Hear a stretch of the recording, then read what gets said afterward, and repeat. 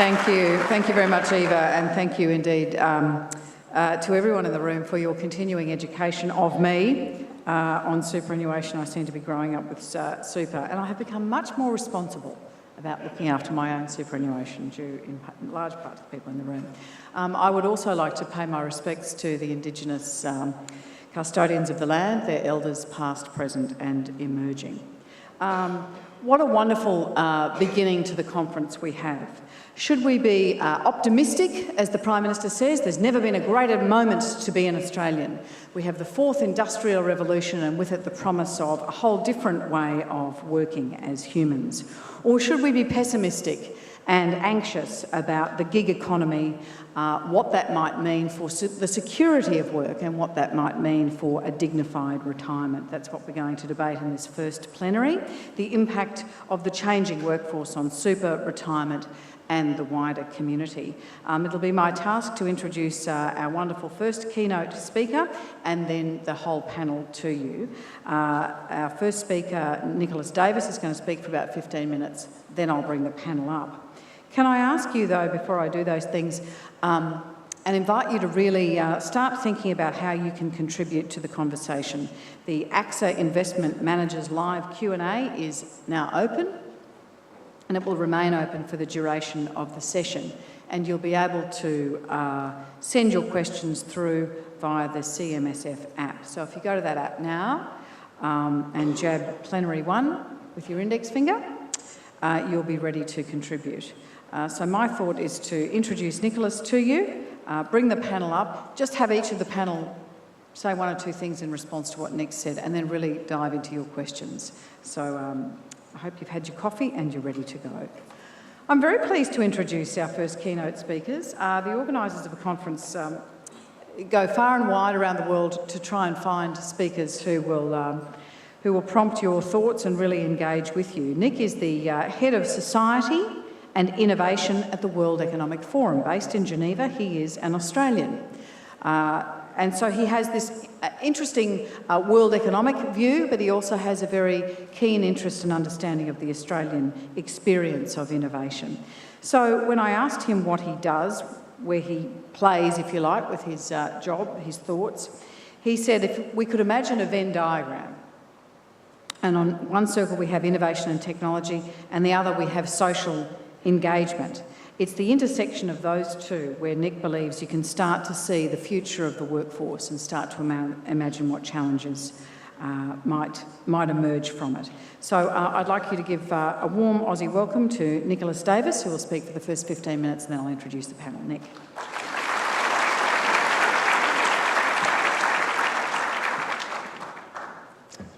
Thank you very much, everyone, for having me here. My task this morning is to frame a fantastic panel for an incredibly important topic. I'm based in Geneva. I work on these big hand-wavy ideas about what is the fourth industrial revolution.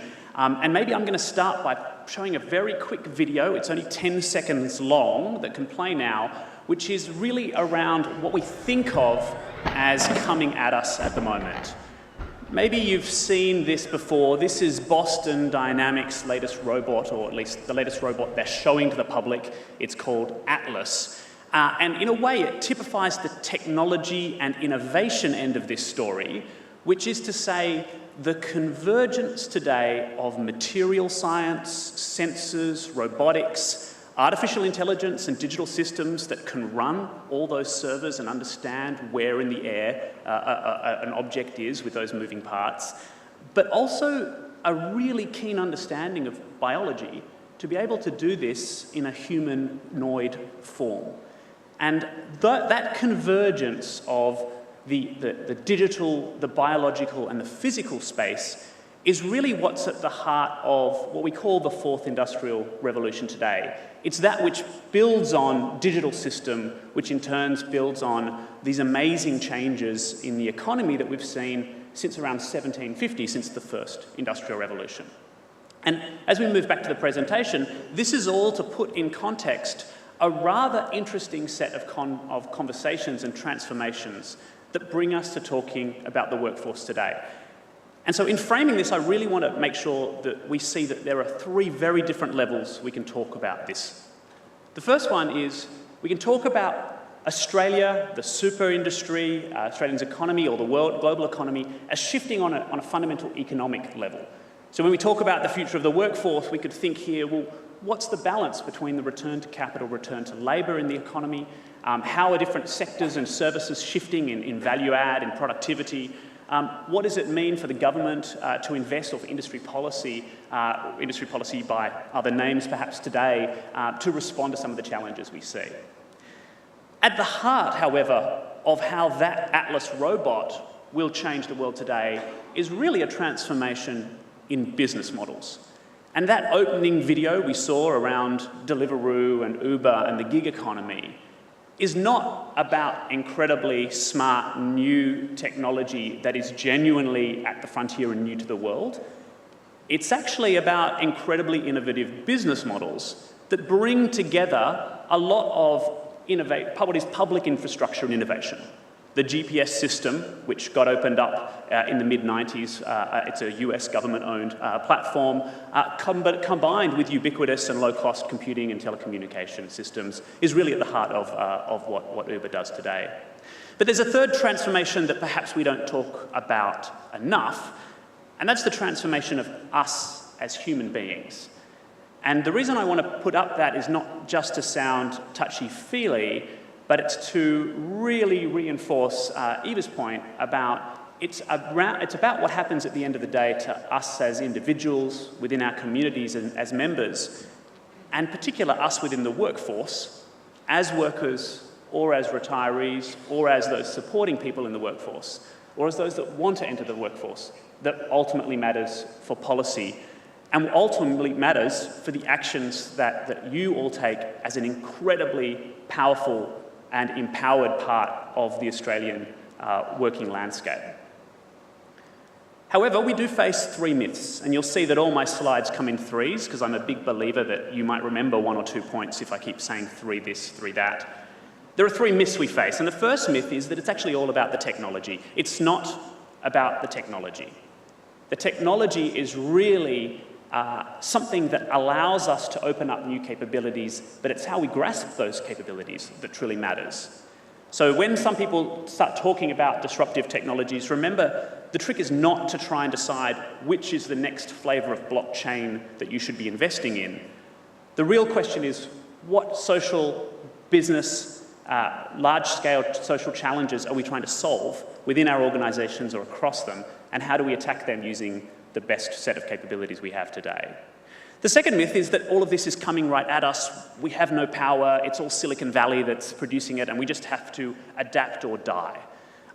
Actually, what we do today, how your organisations and your members invest, where you put institutional funding, how you design your own working environments within super funds, how you work with insurers and banks and other parts of the community, is incredibly powerful in terms of how the outlook for technology in the workforce will change. And the third, and probably most concerning element for me in this whole discussion, is the myth that all of this is just a neutral tool. That new technologies, we can just decide how to use them, and if we're smart enough, they will serve us exactly as they're meant to do. And the Centrelink issue that we saw last year in New South Wales with the automated sending out of default notices, etc., a whole range of examples from around the world show that technology is not neutral. It is actually incredibly political in the sense that it has an impact on us, and it involves the values, the bias, the discrimination that we build into it. So being attentive to that is important. And again, this is leading to why this matters for the workforce in Australia. And we do a lot of work across financial institutions. We look at how the financial system is changing, what's happening with deposits, with investment management, with capital raising. And we look certainly at what Eva was mentioning, which is where are there incredible opportunities for organisations to grasp. And all of this, I can send you the links of the analysis that's specific to the industry. But across all of our deep dives in industry, we come across these three big critical concerns. First of all, when thinking about the future of the workforce, how are the benefits realised and distributed?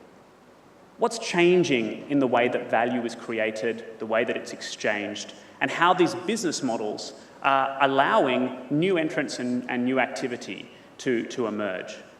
And secondly, who bears the inevitable externalities? So in that sense, there are two major issues. The first one is sometimes people get hurt, and often it's the people that are least available and least able to cope with externalities that bear the cost of those challenges. And secondly, a lot of people get left out of major technological transformations. And this starts to get to some of the points made around the gig economy. The third concern is part of the challenge in lowering trust globally is the fact that people are feeling less connected, more fragmented, more isolated, more pulled in different connections. And there is a genuine concern and perhaps even a backlash against technology because the worry is we're losing what we thought of as being the human connections embodied within previous models of work or economic life. When we look forward, we start to see three very different perspectives. So the Australian last year, and this is a very common one, is it's all going to change. 40% of our workforce will be in the gig economy by 2030 or so. Now, to put that in context today, around 1% of the Australian economy is actually in what we would think of as the gig economy in terms of using digital platforms to connect producers and consumers of goods on a casual basis. Right, about 1% today. About 15 to 16% of the US economy is in what we would call alternative forms of work today. So they are outside any formal long-term employment protected structures. And 100% of US job growth in the last 10 years, every single net job on a macroeconomic level in the US over the last 10 years is apportioned to work that is non-standard, that is contracting, that is casualised, that is part-time, that is below the threshold for any form of healthcare or indeed pension services. And so while we're starting from a low base today, and looking to the US is actually never a one-to-one correlation with a great country like Australia that has very different sets of structures and backgrounds, but looking at some of these scarier views, we do have to keep in mind the discussion in the context of super, that about 75% of self-employed workers, of contract workers in Australia, are not currently paying into their super, or at least report that they don't.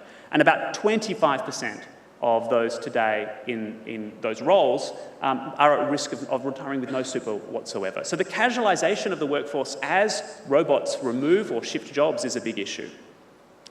Meanwhile, Tech Republic points out, and there's great evidence to the contrary here, that, okay, while there's casualisation, it's not actually taking away net jobs. It's actually shifting what happens within jobs that matters. And there's been a great report here in Australia by Alpha Beta, commissioned by Google, exactly looking at how that works in the Australian context. And probably my favourite, the Wall Street Journal, pushing a very important line, which is robots aren't destroying enough jobs, which means to say we depend on innovation to grow and extend our productivity and our way of life. But again, we don't focus on the technology. It's not the innovation alone that increases the quality of life. It's certainly not the innovation alone that leads to better distribution of outcomes. That comes from institutions and thoughtful implementation of these great technologies. So let me just give you three more statistics from the Australian perspective. We do need to care about the future, even if we don't know exactly how that's going to turn out, and even if we're not sure exactly how the gig economy is and will evolve right now, because we lack a really good set of common statistics and understanding at the moment. And so one of them is that around 60% of Australian students are currently being trained, they're in university courses right now, that are aimed at jobs that will transform absolutely radically fundamentally over the next 10 years by automation and technology. You would think that this would be a huge concern of the super industry, of financial services, and indeed of government. The question is, what do we do about that? The second statistic is looking back. Actually, we've lost 500,000 secretaries over the last 25 years. Since 25 years ago, we have 400,000 fewer labourers and 250,000 fewer tradies. In other words, we worry about the future, but we have always experienced these trends. And the question is, are we experiencing them at a rate and with a political and economic and organisational structure that we can respond accordingly?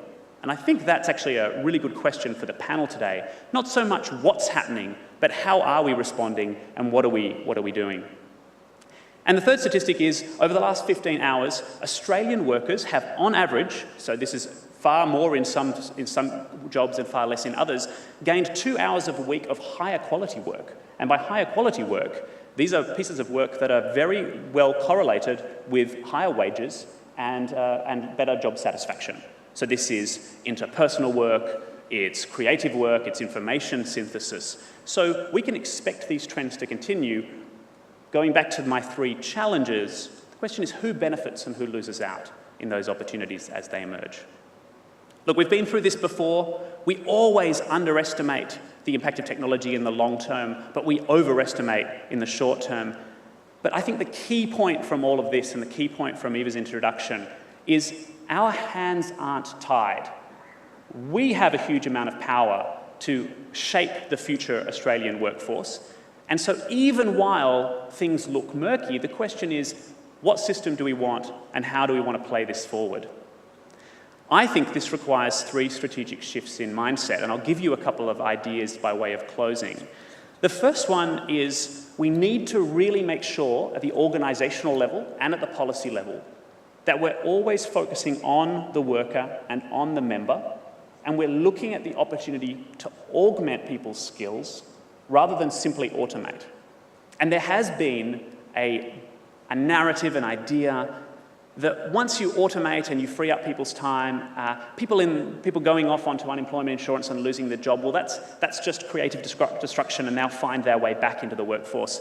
We know from experiences in certain industries, and Charlie Day and I were talking about this before, that traditionally when we lay off large numbers of people in an industry at once, you lose a significant percentage of them out of the workforce entirely. In the audio industry, in some states, up to 50% of workers did not go back into another job at all. They left the workforce entirely. So when we're talking about rapid changes, we need to make sure that this is a story of augmenting and caring over time and not simply automation. And this is something as well that I think bears much more engagement with unions in the social sector and our social partners that we often don't think of, perhaps we don't think of as first carriers of the responsibility here. We need to make sure we spread opportunities as broadly as possible, and possibly most importantly here, we need to think about working across departments, across markets, across sectors and institutions within the super industry in pre-competitive collaborations. And on that, then I might just mention 3 big ideas that I would love for your industry and for Australia to think about bringing into these type of conversations. And the first one is actually thinking about what are innovative ways of funding the inevitable transition for people, particularly in service industries, that will be put out of work over the next 5 years. In just the last year, we've had a number of major financial institutions announce shifts in workforce. These are significant numbers of workers. The question is, are we prepared to collectively contribute to managing that transition together? The second is, we've seen how digital platforms have done amazingly well at allocating resources that are so-called surplus, at giving people the opportunity to earn money in their spare time. We need a revolution in innovation in the use of digital platforms to provide super, to provide advice, to provide ways of saving and engaging to those exact same cohorts of people. And I think working with those platforms to find ways to increase the savings rate, the super contribution rate, is an incredibly important one. And I think finally, we need to work, and I think this is something that Charlie and the Office of Innovation and Science Australia is pushing as well in their recent report, we need to work on the grand challenges within Australia, particularly as they relate to the social impact of technologies. So look, to finish, the future of work will be shaped by us today. This is at least a $2 trillion automation opportunity, so around the order of magnitude of the entire super sector is the opportunity that's at grasp just from automation. But we need to get the infrastructure and enabling context right, starting with discussions like this. So if you would like to talk about this further with me, please do drop me a line. But with that, I am really pleased and grateful to be here, and I look forward to the conversation. Thank you very much.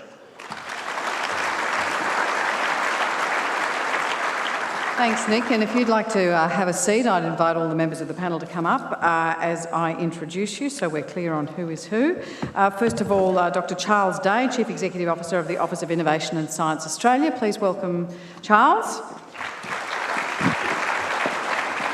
Rose Curlin will be known to many of you, Group Executive of Membership at Australian Super. G'day, Rose. And as a member of Australian Super, just a big smoochy kiss for last year. Ros McLennan is the General Secretary of the Queensland Council of Unions. She's also a Director on Sun Super. Welcome, Ros. Eva should be here somewhere. Eva Scheerlinck, of course, Chief Executive Officer of AIST. Welcome again to the stage, Eva. And finally, John Williams, the Global Leader, People and Organisation at PwC. Welcome to John.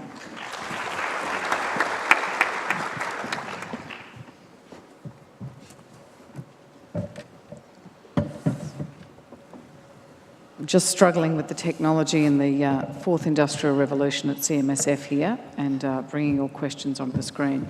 I thought we might start with you, Ros. I mean, Nick's presentation really did bring that dichotomy of how you want to view the fourth industrial revolution into sharp relief.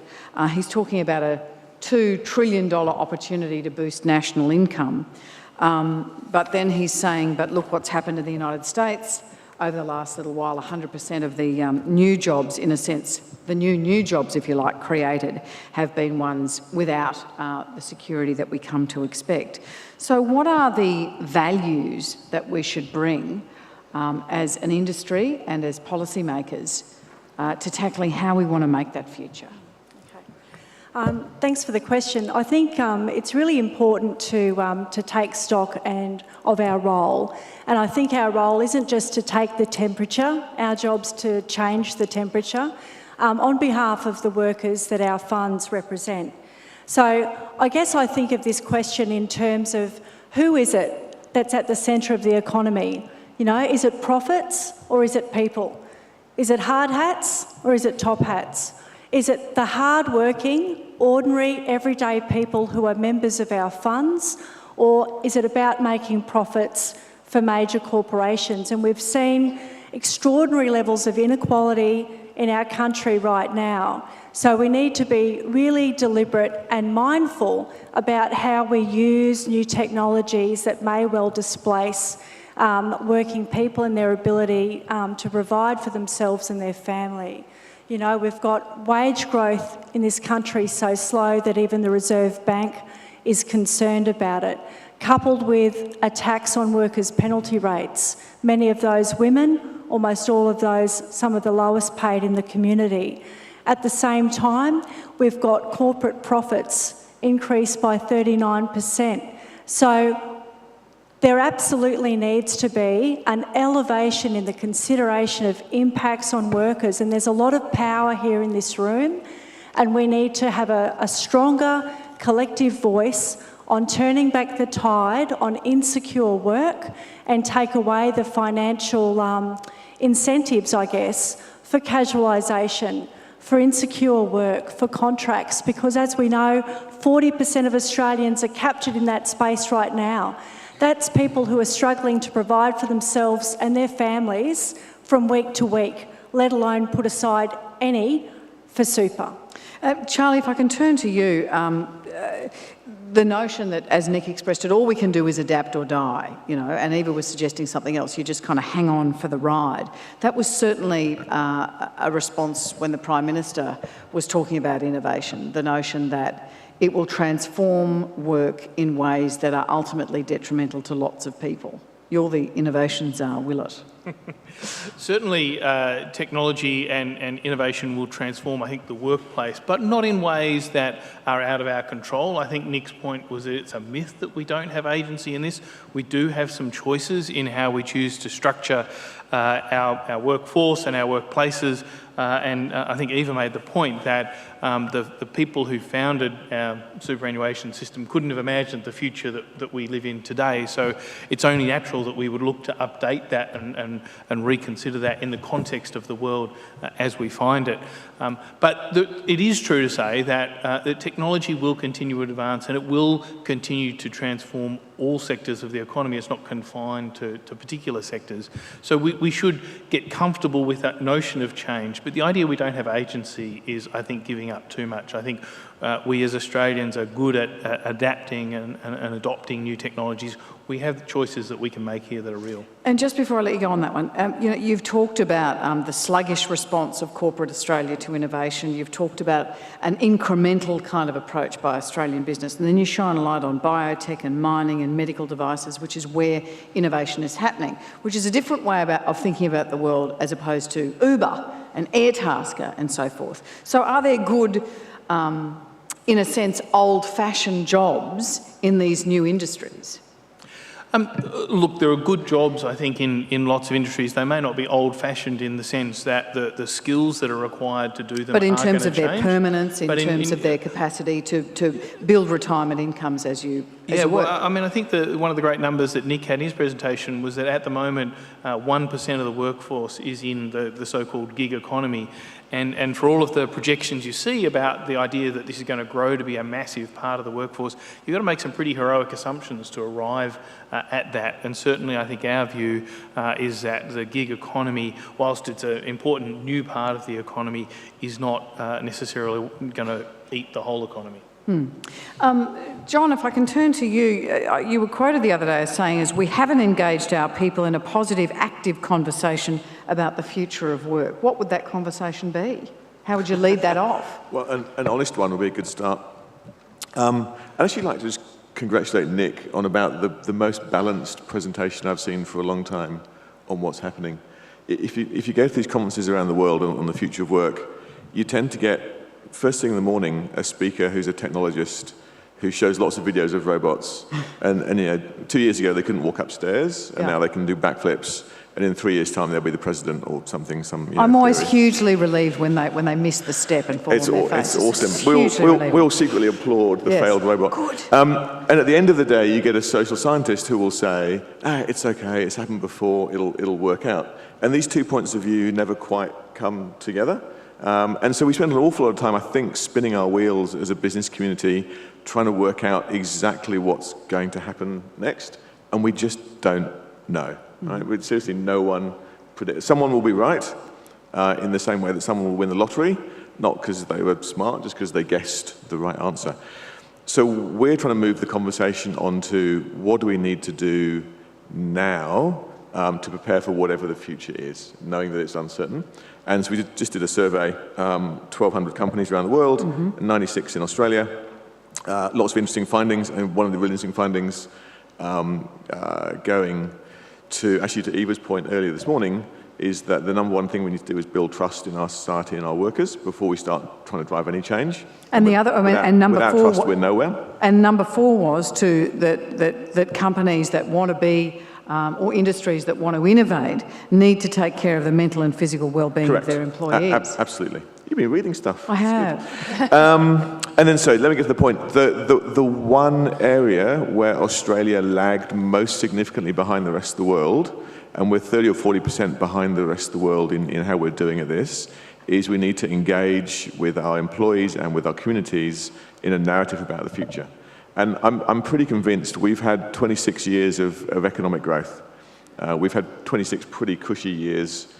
It may not feel like it, but compared to the rest of the world, we have not had to go through the significant transformations, the significant downsizings, the significant economic impacts that much of the rest of the world has had, and we're avoiding having the conversation about what's coming. We're putting our head down and we're hoping it'll all work out in the end. I'm not sure if we take that approach that it will. So Eva, what do we take out of this? On the one hand, I'm just bringing up Nick's slide on my phone. In the past 25 years, we've lost 500,000 secretaries, 400,000 fewer labourers, 250,000 fewer tradies. At the same time, the number of people in the gig economy at the moment is, well, Nick said 1%. I mean, some surveys say 0.8%, 100,000 people. To what extent should we be concerned about those missing out because of the changing nature of work? Well, I think the time to make changes to the policy settings around retirement savings and superannuation is now, before it does become a much more significant problem than the 0.8% or 100,000, 200,000, however many gig economy workers we have at the moment. We've had a big gap in the way that superannuation works for people who are earning less than $450 a month with one employer. We have gaps around the self-employed who are not mandated to contribute to superannuation. And if that continues, that will put significant pressure on our government in terms of funding the age pension if the people sitting outside of our system continues to grow. So the time to act is now, and that means changing the rules around the 450 threshold. It means looking at the definition of employee, and maybe we need to make sure that as soon as you earn your first dollar in a job, whatever that job is, you get super, and it's just part of life. Mm-hmm. I mean, Rose, I'm imagining that you're going to make similar comments around that. But I mean, coming back, and we'll invite Nick in here too, coming back around the scope of the problem, are you just ensuring that nobody's left out as you go forward, or are you genuinely talking about a pretty significant transformation of the workforce that means lots of people will be left out, and therefore you need major policy prescriptions to deal with this? I think you really do need some major policy changes, because what we're looking at the moment, and we commissioned some research together with CBUS from NMG, and we were looking at in 2027, and David Atkin mentioned this on the video before, 1 in 5 workers are going to be missing out on superannuation. And you're talking about there 3.1 million workers and in the vicinity of $23 billion a year. So I support what Eva said. I mean, the first thing we need to be looking at is superannuation needs to be brought up to speed, and it needs to be about being an entitlement of work, however that work is performed, rather than an entitlement of employment. So importantly, addressing things like universal coverage and adequacy are key. So getting rid of the $450 threshold would be a fantastic start. That would see 1 million workers brought back into the superannuation system. Many of those work multiple jobs as well, but don't get up to the 450. And a simple thing like speeding up the timetable for moving SG from 9.5% to 12% would also benefit so many workers. Nick, your reflection so far? Yeah, I think on all of this, sometimes given the scale of changes we're seeing and how much hype there is in the market about and in the media about new technologies, it kind of feels like we're a little bit late. Like it's always like oh gosh, we're running behind. Just like when super came in Australia, we'll find out that if we act now, we're early in a good way. And when we're early, it doesn't mean first mover disadvantage. Traditionally in Australia, it means actually we lead the world and it's cheaper over time. I mean, if you look at all the economies around the world who would kill to go back to the 1980s and institute a defined contribution system of pensions to save the social sustainability of their economies, there would be a lot of hands up in the air. We did it. The question is, do we have the guts, the political will, and the leadership from the sector to act early to save that and to also then end up with a fairer system overall? I think just to build on that, the other thing to realise is that this is not a transformation that is going to happen at some point in the future, and we'll wake up one day and we'll say, oh, the transition's just started. This transition's already underway, right? So, Nick pointed to some of the stats about the changes that have already happened, and yes, the pace of some of the changes might be increasing, but this is a transformation that is going to be ongoing. So it's not like there's going to be a day when day of reckoning that arrives and says, now is the time to deal with it. It's something we have to deal with, and as Nick says, the best time to do it is soon. And so what do you see as we'll come to the audience questions next, but what do you see as the greater risk? Is the greater risk of Australia, not innovating quickly enough, or innovating or the opposite? Well, certainly, I think our view would be that if we want to maintain the kind of standard of living that we have, I'm with the crowd that says we have to innovate more, and we have to innovate more effectively.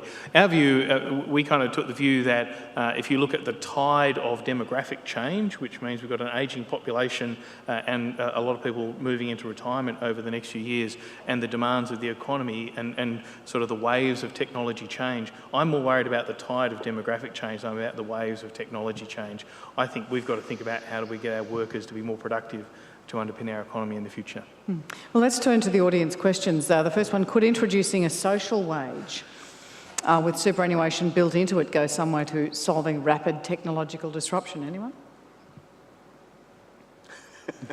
I mean, the universal basic, we can't have a program, you can't have a segment like this without the universal basic. So the Swiss voted on this, right? Yep. The Swiss voted on the universal basic wage, and it only lost, 30% of people voted yes for a universal wage, and really they voted only against it because of immigration and the risk that people come flooding into the country to get away. So it's a thing. It was an interesting phenomenon in Switzerland because people voted against it because the parties who were against it made a number up. So the actual legislation, the referendum, just said, should we explore introducing this in general with no specific limit?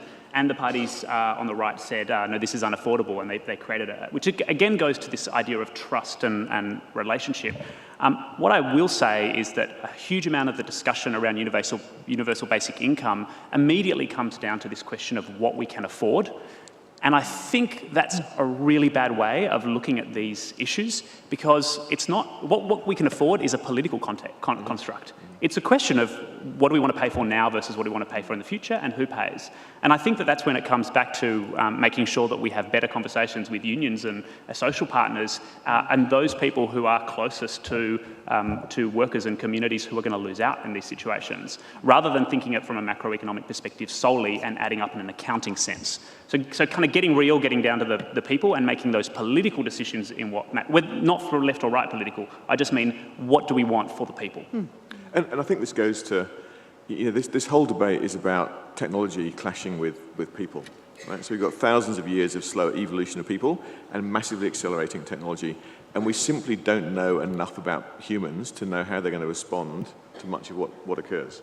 And we don't know how people will respond if they had a universal basic wage. Would they stay at home on the sofa playing video games? Online Scrabble, in my case. Or would they become artists and innovators and entrepreneurs? And we simply don't know enough about the human brain to know what we would do. Roz? I really worry that that kind of construct creates a situation where we've got a community of haves and a community of have-nots, and I think that work is just so intrinsically important to people. Decent, meaningful work that's respected and rewarded and valued is important for people's mental health and well-being. It's important for the pride that they take in providing for themselves and their families. It's important in terms of the contribution that they can make to others in the community. As we know, work is an important connector of people too. So I worry about creating, I guess, an underclass in our community, and in some ways I feel the gig economy has already done that. It's created almost an underclass of workers who don't have the same access to award rates of pay or minimum rates of pay. They don't have the same access to employment conditions attached to traditional work like long service leave and annual leave and superannuation guarantee contributions as well. The gig economy work often cuts corners on safety, and that impacts on the individual, the homes in which the work is being carried out, and also more broadly in the community. So I think that the gig economy, albeit relatively small, as Charlie's pointed out right now, I think the pace and the speed has really made it spiral out of community expectations very quickly. It's largely unregulated. We certainly don't have enough resources as a community right now to police it. There's very much a catch me if you can mentality, which I think is dangerous and needs to be checked. And you were giving the example of your New South Wales colleagues, somebody on Airtasker, I think, paid $50. Yeah, that's so. Just last week, actually, Mark Morey, the head of Unions New South Wales, came out in the media outing, essentially, cowboys in Airtasker. One example was that a worker had bidded against other workers, got this job to remove 5 sheets of asbestos for the price of $50. Can you believe it? He got on Airtasker and thanked the job provider for supplying him with a dust mask. And given it's only $50 that person received, I would have absolutely no comfort that asbestos was disposed of appropriately and safely, which means it's a problem for the worker, problem for the person in whose home that was done, and a problem for the community if it's dumped at the back of a local park. Now, Eva, that's illegal, so presumably it's just a question of how well you regulate that. But in terms of regulating a gig economy, and we can talk about creative industries where you've got equal insecurity but possibly higher wages but insecure employment, but is trying to wrap a set of conditions that look like 20th century work conditions around the gig economy, whether it's Uber or somebody being paid on a short-term contract to do a short-term job in a creative industry or an innovative industry, is that kind of just like trying to hold back the sea with a broom? Potentially. I mean, it's a very complex problem, and we're talking about, retirement savings on the one hand, and we're talking about working conditions on the other, and the safety and satisfaction of people as they try and earn a living throughout their life. I think Rose mentioned we also need to start fast-tracking towards having an SG of 12%. But, if you're not getting any super, 12% of nothing is still nothing. So we need a really holistic approach to all of this. And the way that the system is currently set up is very much for, men working in full-time jobs and staying with the same employer for a long time, and that is just not the place that we live in. And I think it needs some really broad thinking and a lot of, different smart people together in a room in order to figure this out. It is reminiscent, isn't it, Rose, of the discussion around women's work and the introduction of women's work, whether, whatever it is that creates that insecurity and depresses the retirement incomes. It's the same sort of problem in different clothes, isn't it? It is. And if we just go back to what does it take to get a comfortable retirement, people are aware that really you've got to work an unbroken work pattern for 40 years, earning a male average wage and getting 12% SG. So how many people can put their hands up and say that's what they're doing? So there's a whole range of issues currently existing in the system that are broken that we need to address. Charles, Anonymous says, I can imagine somebody with a mask, speaking with a voice simulator. Business innovation to increase profit doesn't necessarily mean good jobs. Certainly, that's one of the conversations I think we've got to have about how the wealth that is generated is distributed. But the reality is that if businesses are not innovating, they're likely to go out of business, which is going to destroy jobs even faster. So I think our perspective is that innovation is a sort of a sustaining force that will ensure that our businesses are able to stay relevant, and in a world where increasingly international trade means sectors that weren't competed internationally before are increasingly being competed for, our Australian firms need to be closer to the innovative frontier. So, I think you're right, there are some issues about, well, how do we think about the wealth that is generated, how that is distributed, but innovation is something that I think is central to actually sustaining our jobs in our businesses. Okay. So I think it's important to recognise that none of this is new. None of this is new. So, and Nick made this point, and we get blinded by the technology, but we've had periods in history when too much wealth has been in the hands of those that own capital, and now it's in the hands of those that own technology. We've had gig workers in the past, they're on the wharf with their hand up trying to get a job every day when the ships came in. We had, Hungry Mark. in the 1940s, there were 30,000 people that drove lifts in New York office buildings, right? People would not get in a driverless lift. Now those jobs have gone, we're now going to have driverless cars. Same thing. So all this has happened before. We need to learn from how we responded to it the last time, how we ensured rights for workers on the wharves, how we found jobs for the lift operators, how we distributed capital and revenue in a different way, because it's not new, it's just technology accelerating it. Here's a thought from James Wall. Do you think utilising built-in micropayments to make super contributions would support gig economy workers better than waiting for caps, etc.? Who'd like to take that one?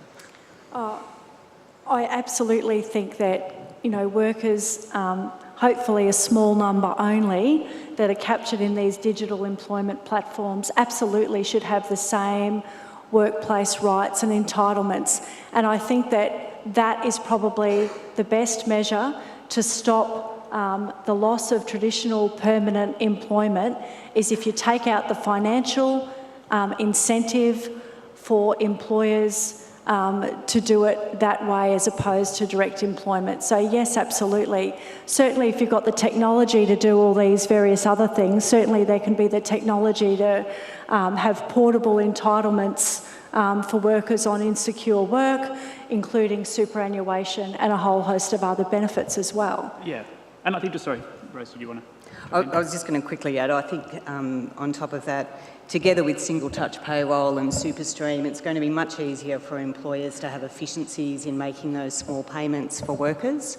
So that shouldn't be an issue. But going to Roz's point, I think really making sure that people are getting what they're entitled to even now is an issue. So there's a lot of people being defined as independent contractors when they simply aren't. And we need to make sure people are being paid for their services, for their labour.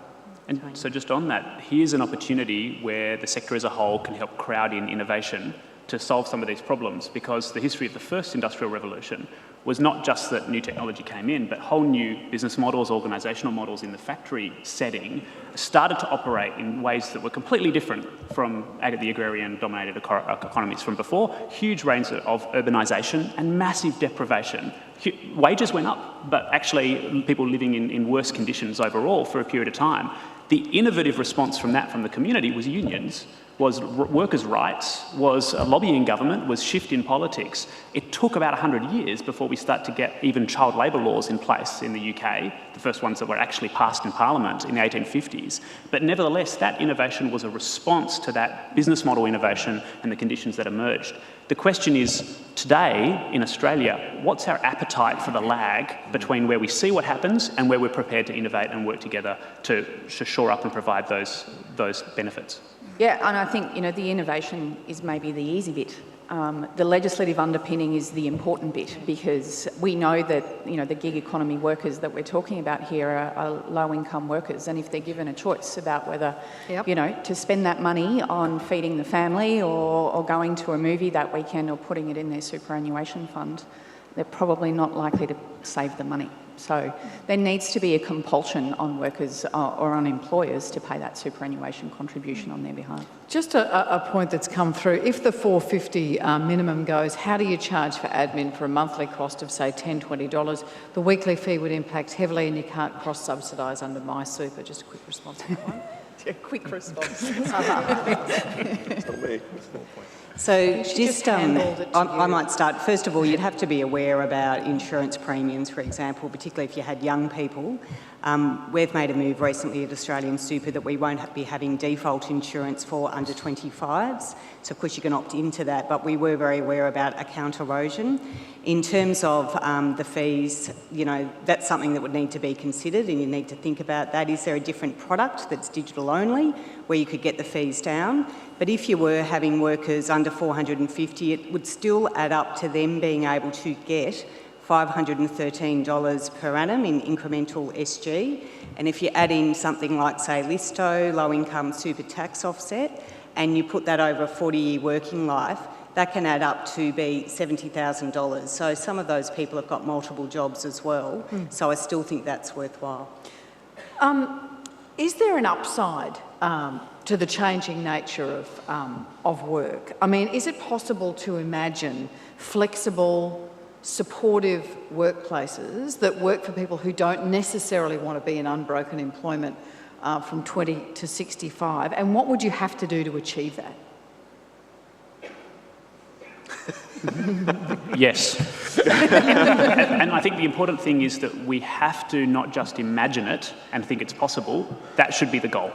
So the goal should be worker protection, fantastic sustainable contributions, savings, and worker and the way that and a dignified, decent work. And I think those things are entirely possible. In fact, we live at the best time, as a worker today on average, even though things have been flat in many parts of the economy. We still, you wouldn't choose. I don't think many people would choose to live at any point in time in history, and maybe in many other countries compared to to today. Even on the gender issue, we have better outcomes in our labour market than Denmark does in terms of work participation. So I think that there is a question there of what's our vision, and then, gosh, how do we move heaven and earth to get there? And how do we act as a leader for the rest of the world in doing so, as we have in the pension system in general? And it's a big and broad societal issue. So we're stuck with a bunch of models about what roles and what jobs are high esteem. Going to university is high esteem. A model where you're educated through 22 and you apply that learning for 40 years in a career, and then you retire comfortably and then you die. That's the model. You have to die. You have to die, unfortunately. Now, you're going to die a lot later. It's going to be a lot more expensive, so that's the problem. But we've got a bunch of social models that we stick to, and we need to move some of those. We need to accept that having a 40-year career as an accountant isn't necessarily the high esteemed thing to do. We need to think about, is using human empathy and intuition a more valuable thing than using human intellect, because robots can do the intellect piece. So actually, workers in the caring professions are more valuable than those in the calculating professions. We just need to change the way society thinks about a bunch of stuff and have a vision of where we want to get to. Otherwise, we're going to be stuck. And I actually think the emerging world, the developing countries, they have people who've literally gone from the paddy field to the call centre in one generation, and they'll go to the next thing in another generation. We're still stuck going, well, my dad was an accountant, or my mum was a doctor, so that's what I'm going to do. And we need to rethink a whole bunch of assumptions about what it means to be a successful member of society. I think, Ellen, the future of work is certainly what we make it, and undoubtedly technology will bring with it transition, and our collective challenge is to make sure that it's a just transition on behalf of the members whose interests that collectively we represent. And I think John spoke to the power disconnect between, once it was capital versus labour and now it's technology versus labour. You referred to the excellent example about, casualised workers on the waterfront. And I think our challenge is to do again what we've done in the past, and that is build strength, swing the pendulum back in favour of labour, and we do that by strengthening our union movement to secure workers' entitlements, to ensure that they're treated fairly, to ensure that they've got decent pay, that they can provide for their family, and importantly to all of us in the room, to make sure that they can retire with dignity. Maybe a final word, because you're almost out of time. Yes, that's worth a round of applause, by all means. Who makes the change, Eva? That question to Charlie, and then finally to Eva. Who makes the change? I mean, you talked about Australian business incrementalism, and you're worried about the rate of innovation won't keep up. The IMF talks about lower economic growth in Australia, weaker growth in the non-mining sector, weaker wages growth as symptoms of the new mediocre. I sense that when you look at business incrementalism, you're fretting about the new mediocre. So what makes the difference about pushing innovation and actually having the brain power to think about how do you do that in a just way? Yeah, look, I think Australia actually has quite a proud history of innovation in a range of sectors that are kind of relevant to this. We've talked a lot about the super system. Income contingent loans as a way of opening up access to higher education is another great example where I think Australia kind of led the way in innovation that enabled social change and broadening aspect. We have the power and the agency to do this within ourselves, and I would probably take issue with Eva. Don't wait for government, because government is usually a follower in many of these areas. I think that the industry needs to be going to government and saying, this is what we need to see, these are the answers we want to see. It's not always the case that government is the leader in this space. And then just a final point to you, that's an interesting point. Australians seem to be waiting, don't we?